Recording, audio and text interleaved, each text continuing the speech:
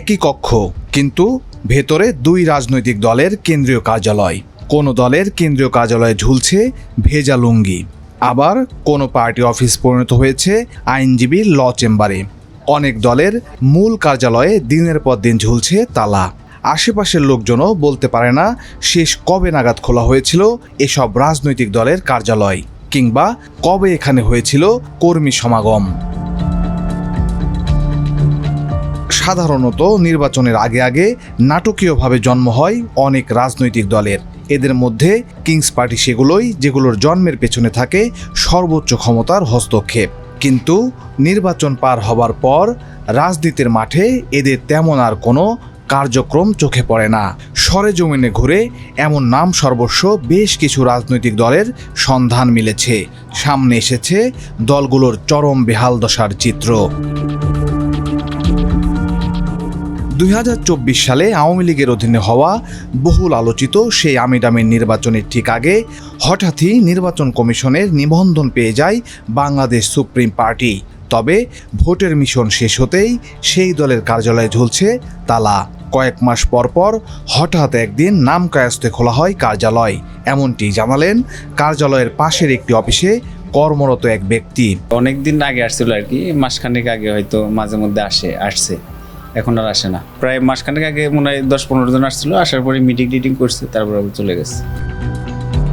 শেখ হাসিনার অধীনে সেই আমিডামির নির্বাচনে অংশ নিয়ে বেশ আলোচনায় এসেছিল ব্যারিস্টার নাজমুল হুদার প্রতিষ্ঠিত দল তৃণমূল বিএনপি। সে সময় দলটির মহাসচিব তৈমুর আলম খন্দকারের নানামুখী বক্তব্য বেশ আলোচনার জন্ম দিয়েছিল। তবে ভোটের পর এই দলটির অফিস এখন পুরোপুরি পরিণত হয়েছে ল চেম্বারে। তোপখানা রোডের যে ভবনে পার্টি অফিস, সেই একই ভবনে এখন পুরো দমে ল চেম্বার পরিচালনা করেন দলটির মহাসচিব। তার সাথে সরাসরি দেখা হলেও দলীয় ও রাজনৈতিক বিষয়ে কথা বলতে রাজি হননি তিনি। সব দল দেখা শেষ, এবার এলো কংগ্রেস। এমন চটকদার স্লোগান নিয়ে রাজনীতির মাঠে হাজির হলেও বাংলাদেশ কংগ্রেসের অফিসে দপ্তর সম্পাদক ব্যতীত দেখা মেলেনি আর কারো। নেতারা নিজেদের মূল কাজের ফাঁকে যখন সময় পান তখন অফিসে এসে ঢুমারেন বলে জানান বাংলাদেশ কংগ্রেসের এই নেতা। হ্যাঁ, আমার অফিস নিয়মিত চলে, খোলা থাকে এবং আমাদের লিডিং পোস্টে যারা আমাদের দলের আছে সবাই হচ্ছে কর্মজীবী, মানে আমাদের চেয়ারম্যান এবং মহাসচিব সহ কেন্দ্র নির্বাহী কমিটির যারা আছে সবাই হচ্ছে কর্মজীবী।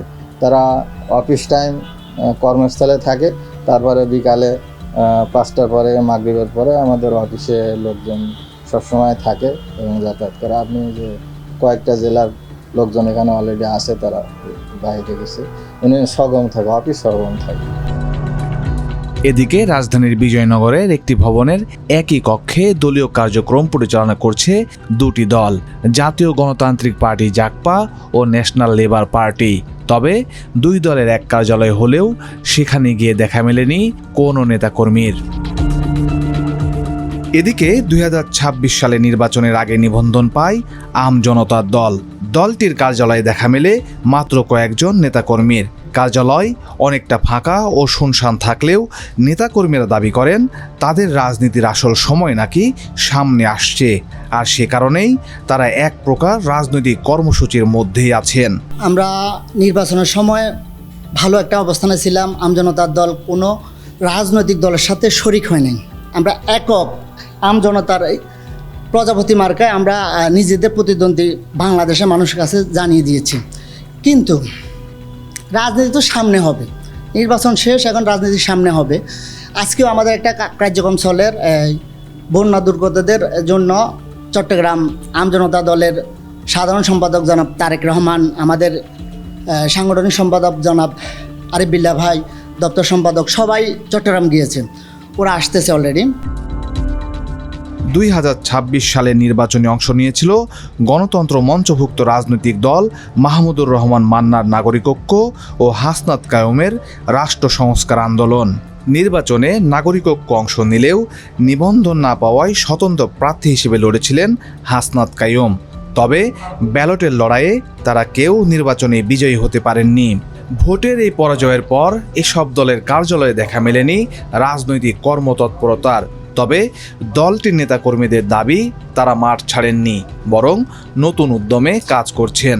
নির্বাচন উত্তর সময়ে মানুষের মধ্যে একটা স্থিমিতা অবস্থায় চলে আসছে। সারা দেশের প্রত্যেকটা রাজনৈতিক দলেরই একই অবস্থা, সেই হিসেবে আমাদেরও, আমরা এর বাইরে না। তো আমাদের যেটা হয়েছে যে আমরা প্রথম দিকেই আমরা সংগঠন গুছানোর পিছনে সময় কম দিতে পেরেছিলাম।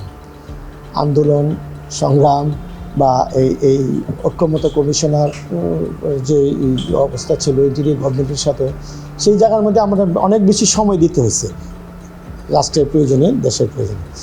তা আমরা এই নির্বাচন পরে আমরা সেই সাংগঠনিক কাজগুলো আমরা হাতে নিয়েছি, ইতিমধ্যেই সেই কাজগুলো আগায় যাচ্ছে। এর মধ্যে প্রত্যেকটা ইউনিট থেকেই আমাদের সাংগঠনিক কার্যক্রমের যে কাজগুলা সময়ের অভাবে তখন করতে পারিনি, এখন আমরা যথেষ্ট সময় পেয়েছি এবং সেই কাজগুলা খুব সুন্দরভাবে। রাজনৈতিক অঙ্গনে ক্ষমতাসীন দলকে বিশেষ সুবিধা দিতে কিংবা ভোটের বৈধতা তৈরিতে কিংস পার্টি ও এসব নাম সর্বস্ব দলের জন্ম হয়। এসব দল থেকে দেশের জনগণ কখনোই উপকার পায়নি বলে জানিয়েছেন রাজনৈতিক বিশ্লেষক অধ্যাপক ডক্টর সাব্বির আহমেদ। তাই দেশের রাজনীতিতে এদের তেমন কোনো ভূমিকা থাকে না বলেও জানান তিনি। এই সকল দলগুলো এক ধরনের ম্যানেজ, তো তাদেরকে দল হিসেবে নিবন্ধন করানোর জন্য কিছু ব্যবস্থা করা হয় রাষ্ট্রপক্ষ থেকে, যাতে তারা নিবন্ধন পায় সেরকম একটা ব্যবস্থাপনা করে জনগণের মধ্যে সাপোর্ট বেস না থাকলে তো সেটা দল হিসেবে দাঁড়াইতে পারে না। আর খুব রেলিভেন্স তো নাই। যে সকল দলের নাম বললেন, এদের নাম আসলে আমি নিজেও শুনি নাই। সুপ্রিম পার্টির নাম হয়তো শুনছি, এই প্রসঙ্গে আলোচনা করছি, তো এগুলো আমার মধ্যে কোনো প্রাসঙ্গিকতা নাই। তার মতে সুযোগ সন্ধানী ও কৃত্রিম রাজনীতির এই সংস্কৃতি বন্ধ না হলে সাইনবোর্ড সর্বস্ব রাজনৈতিক দোকানদারি চলতেই থাকবে, যা দেশের গণতান্ত্রিক বিকাশ ও নির্বাচন ব্যবস্থাকে প্রশ্নবিদ্ধ করে যাবেই বারবার।